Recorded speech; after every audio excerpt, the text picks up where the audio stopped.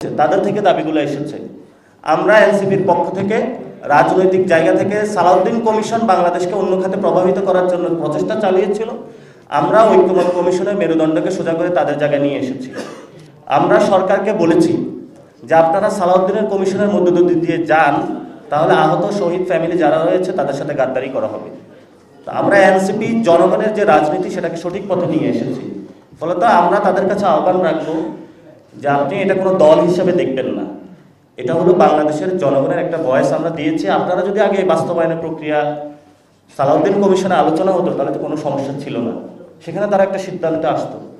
আমরা যখন বলেছি যে আমরা এই সিদ্ধান্তটা না দেখে আমি তো অন্ধভাবে সাইন করতে পারি না, তাহলে ওনারা এটা তো ওনারা ভুল করেছেন যে ওনারা বাস্তবায়ন প্রক্রিয়াটা কেমন হবে সেটা দেখেই বিএনপির সাইন করা উচিত ছিল। তো ওনাদের ভুলটা তো আমাদের ঘাড়ে এখনো তুলে দেওয়া উচিত না। তো সেই জায়গা থেকে বিএনপির প্রতি আহ্বান থাকবে যে আপনারা নিজেদের ভুল অন্যদের উপরে চাপিয়ে দেওয়ার চেষ্টা করবেন না। আপনি সাইন করে ভুল করেছেন, আপনার দেখা উচিত ছিল যে বিলটা কি হয়। আমরা সেই দাবিগুলো দিয়েছিলাম, আমরা আপনাদের কাছেও গিয়েছিলাম। সো এই জন্য হলো, যদি দীর্ঘদিনের পুরাতন রাজনীতির দল বলে সব জানতা আপনাদেরকে মনে করুন, মাঝে মধ্যে খেলতে গিয়ে একটু ভুল করে ফেলেন। এখন এবার ভুল করে ফেলেছেন, এবার ভুলের কাফারা আপনারা আদায় করুন, জনগণের সাথে আসুন এবং জনগণের পক্ষে থাকুন। আর এখানে তো রেফারিকে ফাউল করতেছে, রেফারিকে তো দায়িত্ব পালন করতে দিচ্ছে না। ছিল ঐক্যমত কমিশন, বানিয়ে দিচ্ছে সালাউদ্দিন কমিশন। তা আমাদের দায়িত্ব তো হলো রেফারিকে তার দায়িত্ব পালন করতে দেওয়া।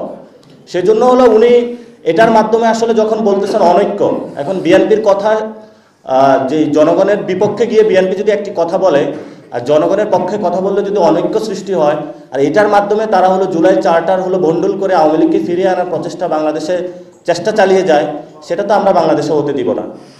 তারা গত 15 বছরে ধাক্কা দেয়, নড়ে না, শেখ হাসিনার গদি নড়ে না, শুধু ঢুলে নড়ে না।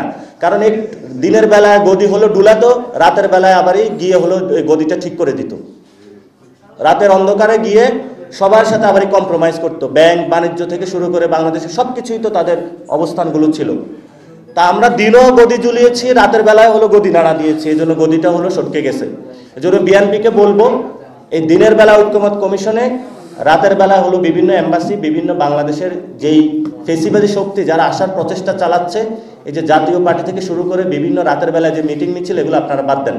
দিনের বেলা ঐক্যমত কমিশনের যেভাবে সময় দিয়েছেন, রাতের বেলা সংস্কারের জন্য সময় দেন, তাহলে এই ধরনের ভবিষ্যতে আপনারা ভুলও করবেন না, বাংলাদেশকে একটি সুন্দর জায়গায় আপনারা নিয়ে যেতে পারবেন।